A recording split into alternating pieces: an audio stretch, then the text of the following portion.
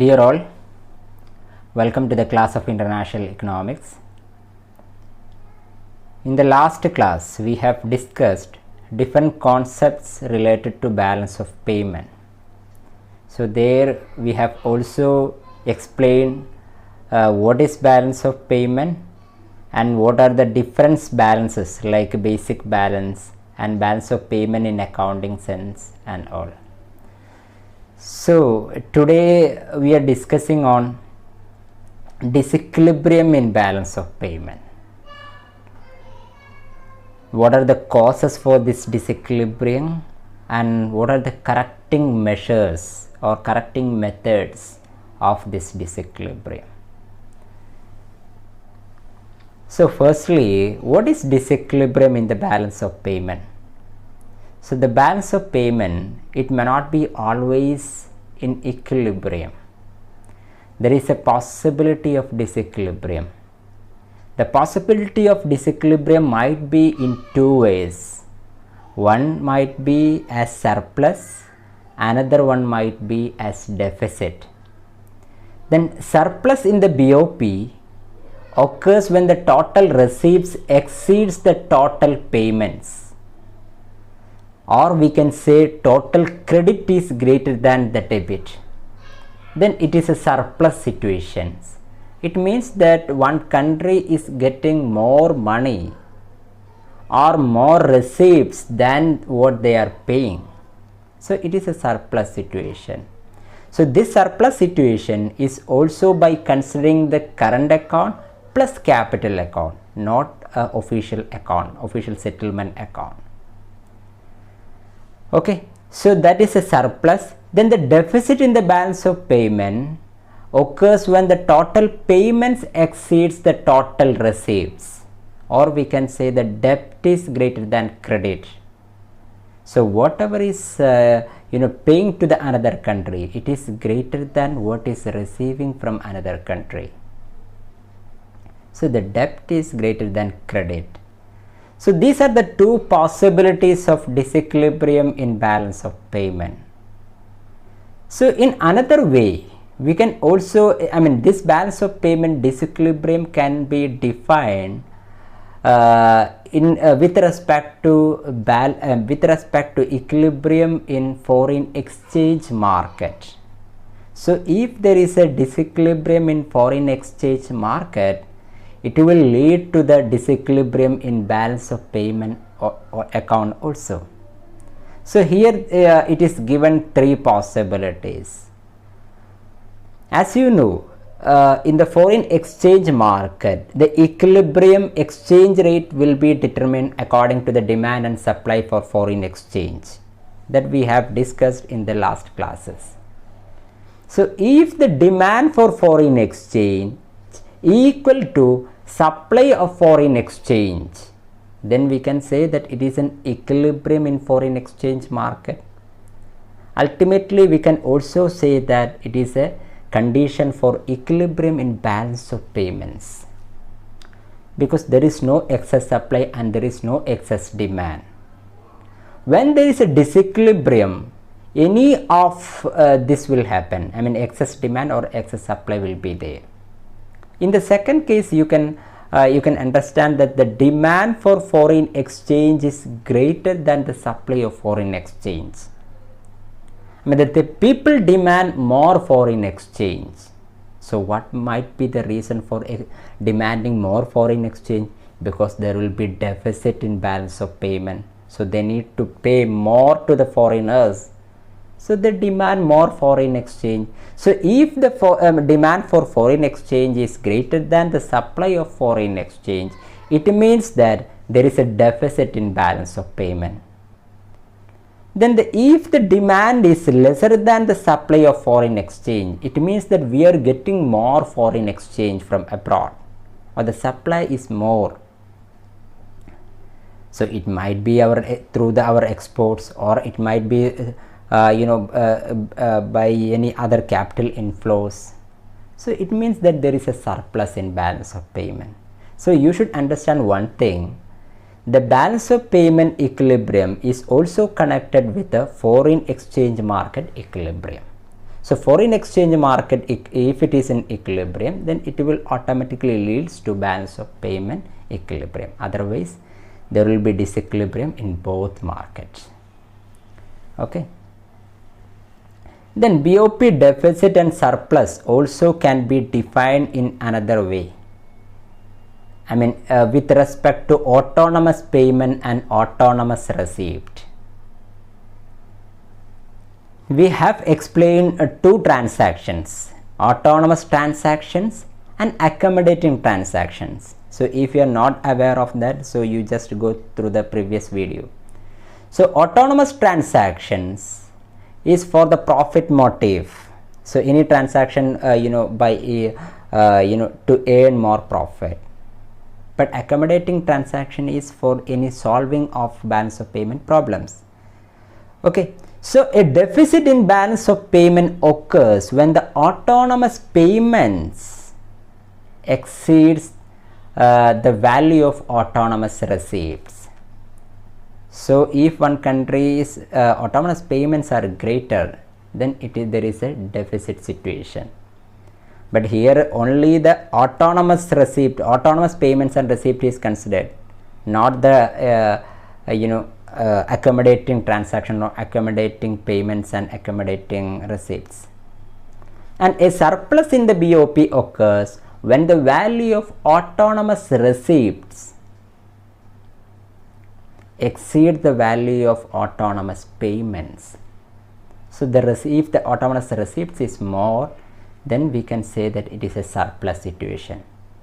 Why only the autonomous transaction is considered? Because accommodating transaction, it is only for the solving the balance of payment problems. We already said that. That's why the surplus and deficit is defined in terms of autonomous transactions. If these two sums are equal, if the autonomous payments and receipts are equal, we have an equilibrium in balance of payment. It means that international liquidity account shows entry of zero sum as credit and debit. If the autonomous payments and autonomous receipts are equal, there is no any need of additional accommodating transactions. So there will be entry of zero sum in accommodating account. Okay. So this is so we can define deficit and surplus in this way also. Then let me ask a question, whether the deficit or surplus, which one is good and which one is bad? Do you think that the deficit is bad always? Do you think that the surplus is good always? No, it may depends upon two situations. One is depends upon location, another one is duration. Surplus in current account is good sign, but not necessary in capital account. Capital account surplus may not be a good sign, but surplus in current account always a good sign. Why? Because surplus in current account means we are exporting more and our productive capacity is more, our earning capacity is more, so it's a good sign. But what about capital account? Capital account, suppose if we are borrowing from some other country, it is also a positive sign. There might be surplus in capital account. It doesn't mean that it is a increase in the productivity or increase in the earning capacity. But current account surplus always says that there is a increase in the earning capacity or productive capacity. That's why the surplus in current account is always a good sign.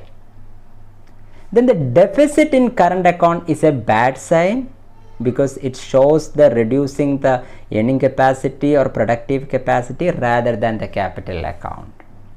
So this is a one criterion regarding location, in which account there is a good sign, there is a surplus and a deficit. Then there is a duration. Deficit with a temporary nature, not that much bad. Temporary deficit may happen always.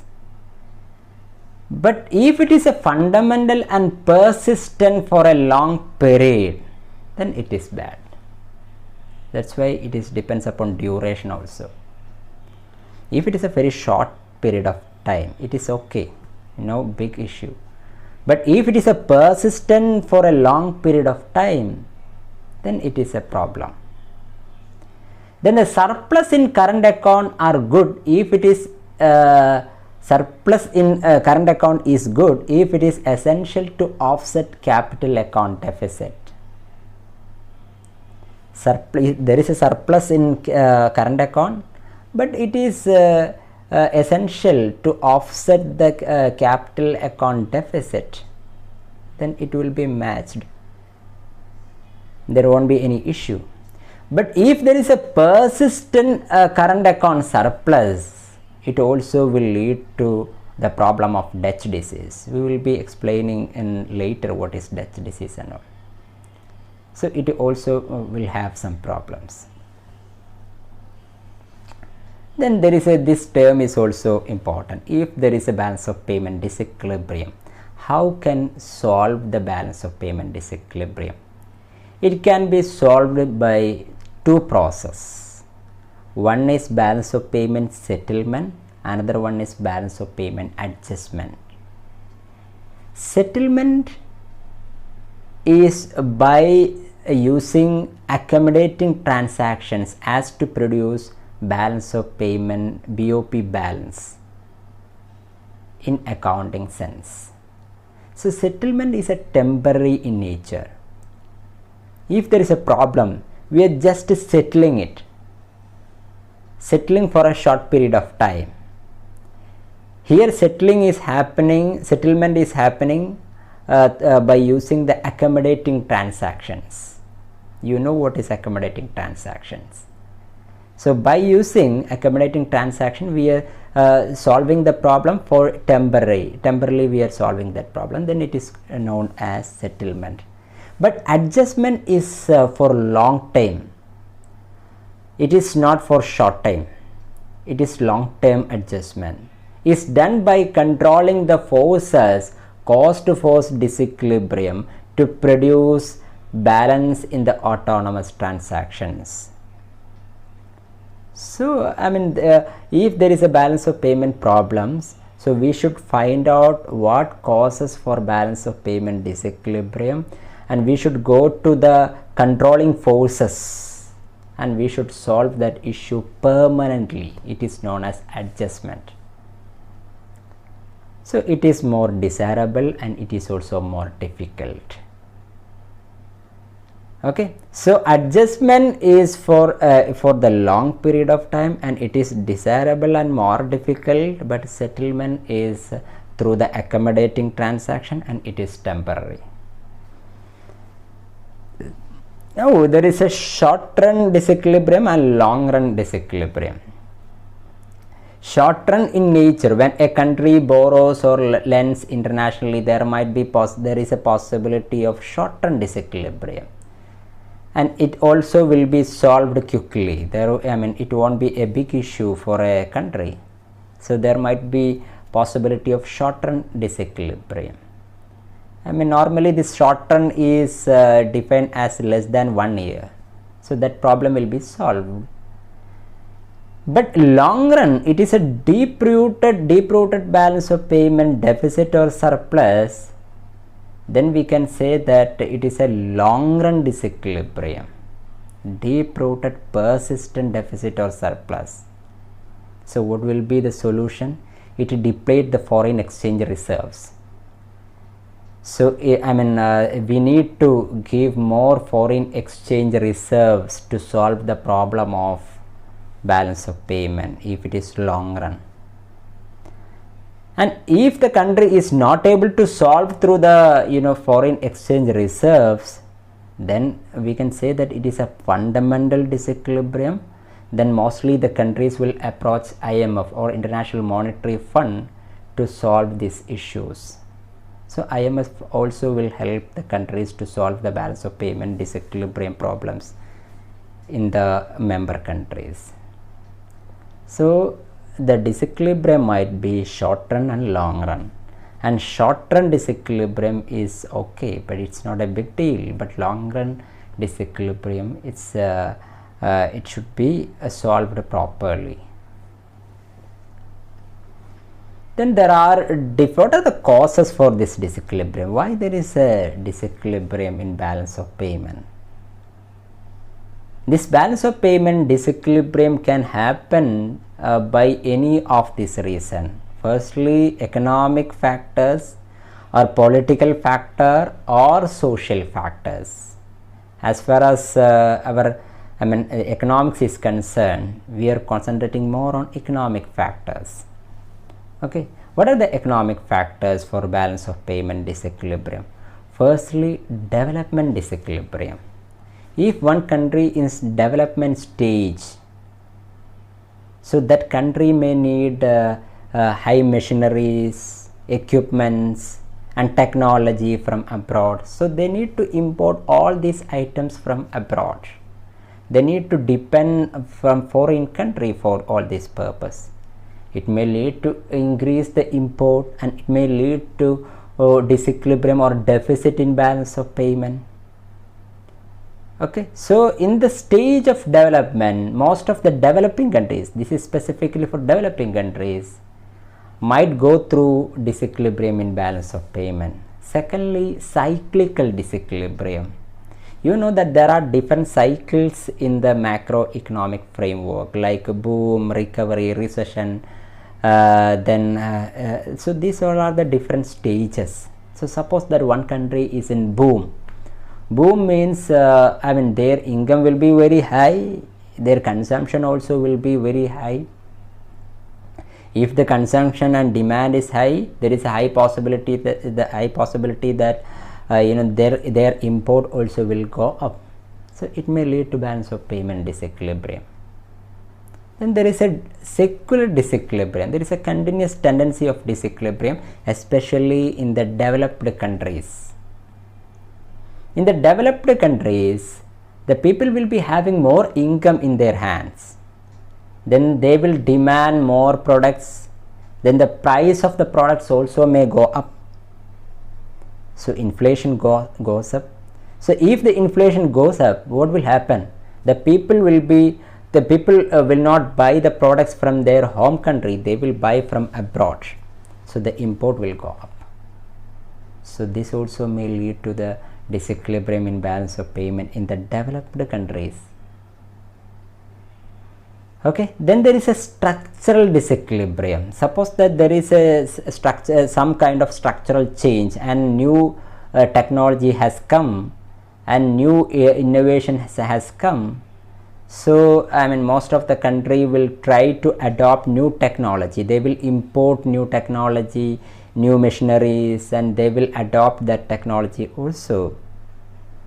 So this kind of development of alternative sources and import of capital goods and machineries also may lead to structural disequilibrium.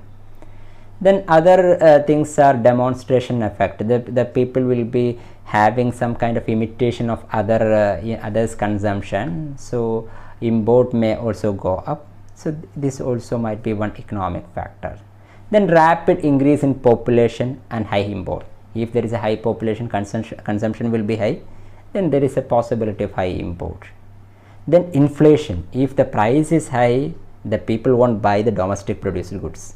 They will buy foreign goods. So that is also another reason.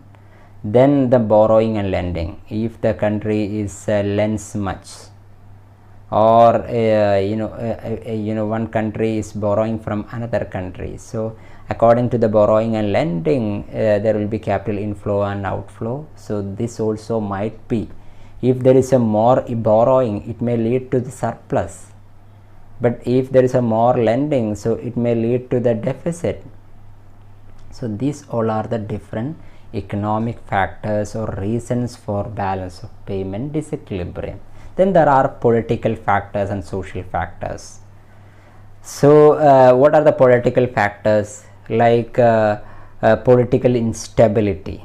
If one country is in political instability and political crisis, the production and consumption may not work properly in that country, so they may depend another country and they will import the products from another country, so there will be balance of payment disequilibrium. And if there is a war or financial crisis, at that time also there is a possibility that import may go up.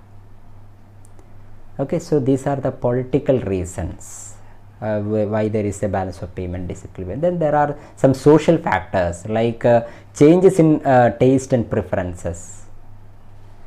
I mean, in the earlier days or 10 days before, I mean, Indians were not consuming much of McDonald's products or any other foreign food, fast food items, but nowadays it became a habit of the people.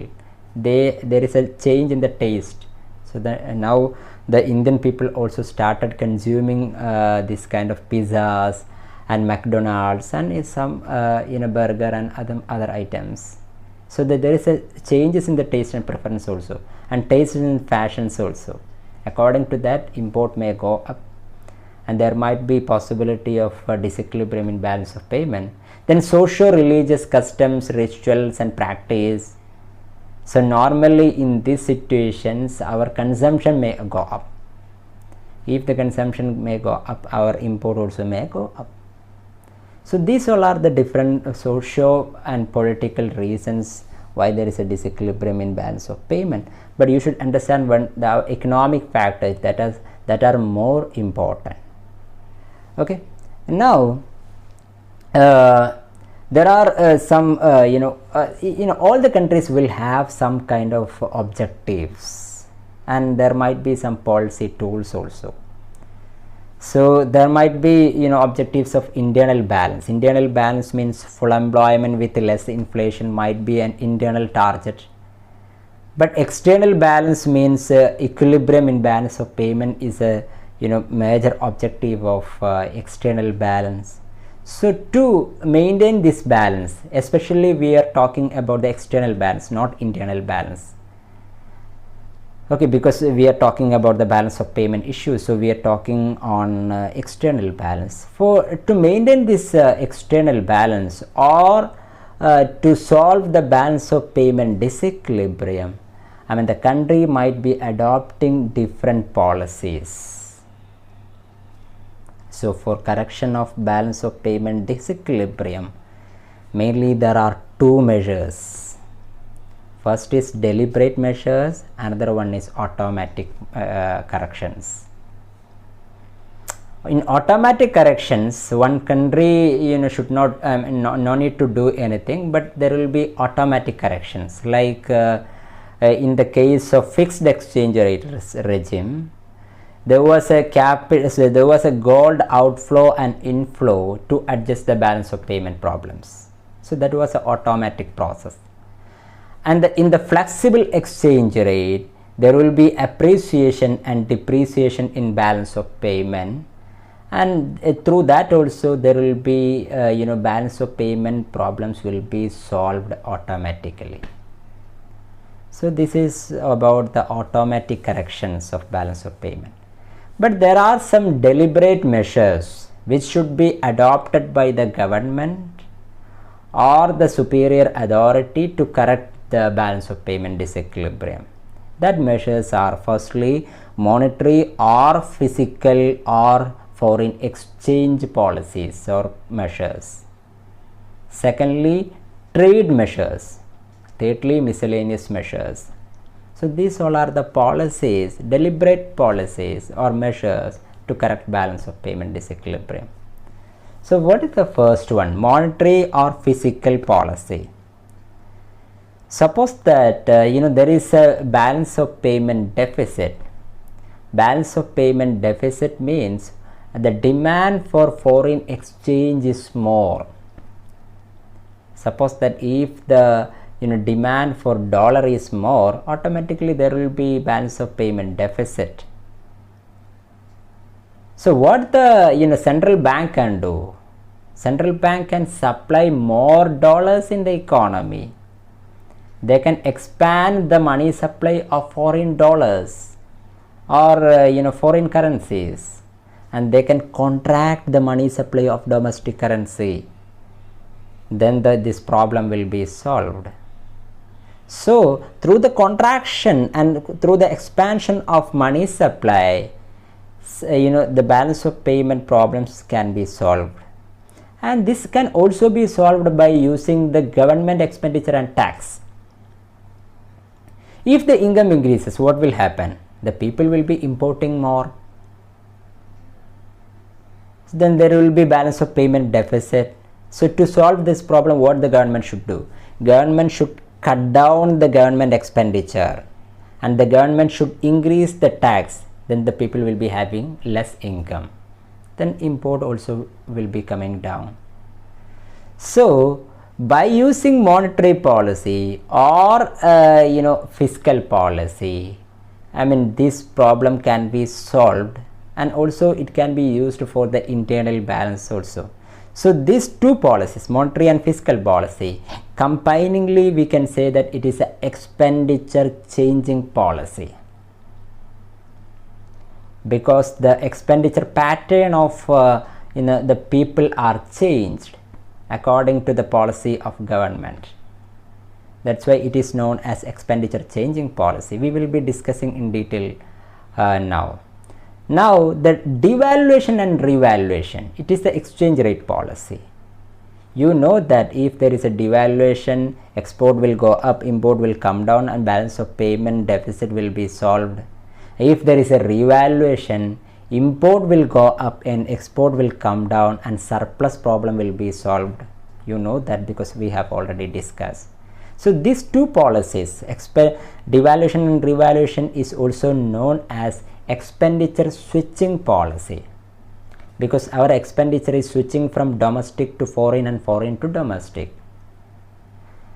Okay, so these are then there is a exchange control. The government can put some kind of control on exchange, foreign exchange, and this can also be adopted.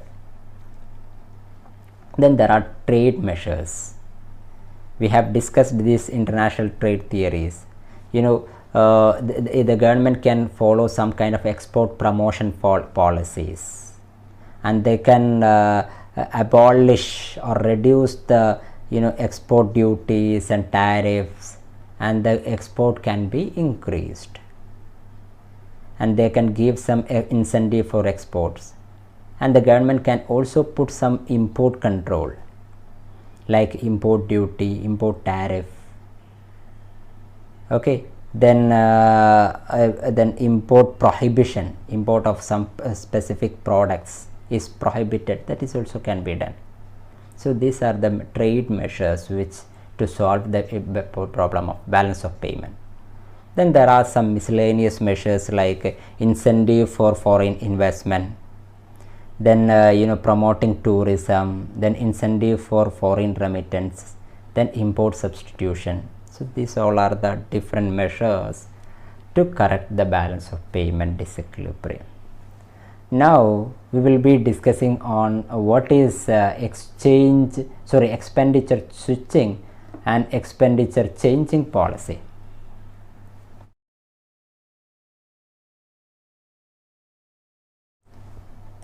Expenditure changing policy means the fiscal and monetary policies is used to alter the aggregate expenditure in the economy. So as we said, the fiscal policy can be used to change, they can change the expenditure, spending and taxes, and we can solve the problem of balance of payment. So it is known as expenditure changing policy. And monetary changes, money supply can be interest, and it can be reduced, then interest can be changed. So according to that, balance of payment problems can be solved. So this is known as expenditure changing policy. Expenditure of government is changing, but there is a expenditure switching policy. Expenditure switching means it is a devaluation or revaluation of exchange rate. Devaluation switches spending from foreign to the domestic and correct deficit. If there is a devaluation, import will if there is a devaluation, export will go up, import will come down.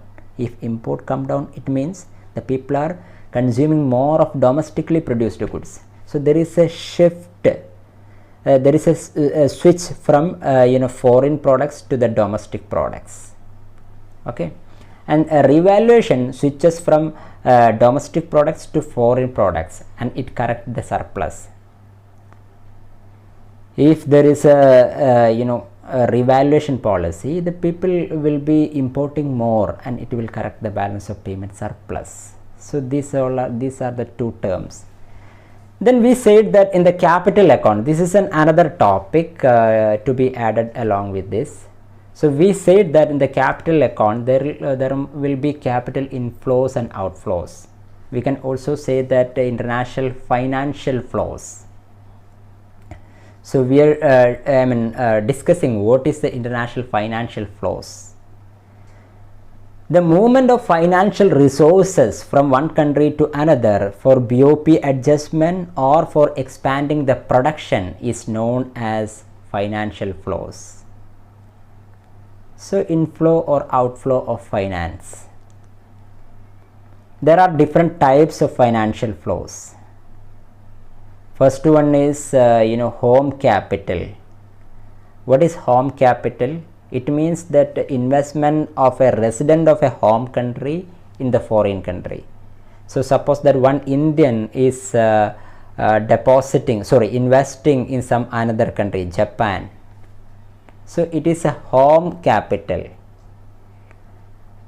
If the investment is done by a resident of a home country in abroad, that is a home capital. Then what is a foreign capital? If some foreigners are coming and they are investing in our country, it is known as foreign capital. Then there is a distinction between government and private capital. If the government is making some investment in some foreign countries, it is known as government capital. But if the private parties are doing some investment in some other country, it is a private capital. Then there is a short-term capital and long-run capital. If the investment is for less than 1 year, it is short-term investment and short-term capital. If it is for more than 1 year, then it is known as long-run capital. Finally, we have a direct investment and portfolio investment, or we can say foreign direct investment, FDI, and foreign portfolio investment or foreign institutional investment, FPII or FII. Then what is FDI? I think you might have heard this word before. FDI means direct investment by foreign capitalist or business institutions in another country. Direct investment, some missionaries or some programs or some physical assets. It is FDI, foreign direct investment. But FPI means investment in the form of holding of some transferable securities, shares, debentures. So if foreigners are investing on all these financial assets, it is known as FPI or foreign portfolio investment, which is also known as foreign institutional investment. So this FDI and FPII is the part of international financial flows, and it is a part of capital account. Okay, so we are differentiating what is the difference between FDI and FPI. FDI refers to the investment made by the foreign investors to obtain a substantial interest in the enterprise located in different country. So actually it is a purchase or investing in the physical assets of some foreign countries with the aim of controlling that unit, with the aim of getting some control over that enterprises. But when an international investor invest in the passive holding of an enterprise of another country, like investment in the financial assets, it is known as FPI. So one foreigners are buying some debentures, other shares or some financial instruments, then it is known as FPI. Then the major differences are role of investors in FDI. It is very active because he have more control, but FPI, the role of investors is passive. Then the degree of control for the investors is high in the FDI and it is very less in FPI. Okay, then the term FDI is normally for long term and FPI is for short term. The management of project, there will be efficient management in FDI and comparatively less efficient management in FPI. Then FDI is investment in physical assets like in any programs or buying some companies or some firms or some industries. So it is an investment in physical assets. But financial assets like bonds, debentures, by purchasing all this might be FPI. Then entry and exit is difficult since it is FDI is a long term, but it is relatively easy in FPI since it is for a short period of time. Then FDI result in transfer of funds, technology and other resources, and in FPI it leads to capital inflows and outflows, or capital inflows we can say for short period of time. So these are the major differences with the FDI and FII. So this is not directly related with the what we call balance of payment disequilibrium, but it is a part of balance of payment accounts. In the capital account, we already said that there is a FDI and FII, or FPI is a part of capital account. So we have also discussed this one here. So the references Rana and Verma can be solved, can be referred. Dominic Salvatore also can be referred for further. So thank you for listening me. Thank you very much.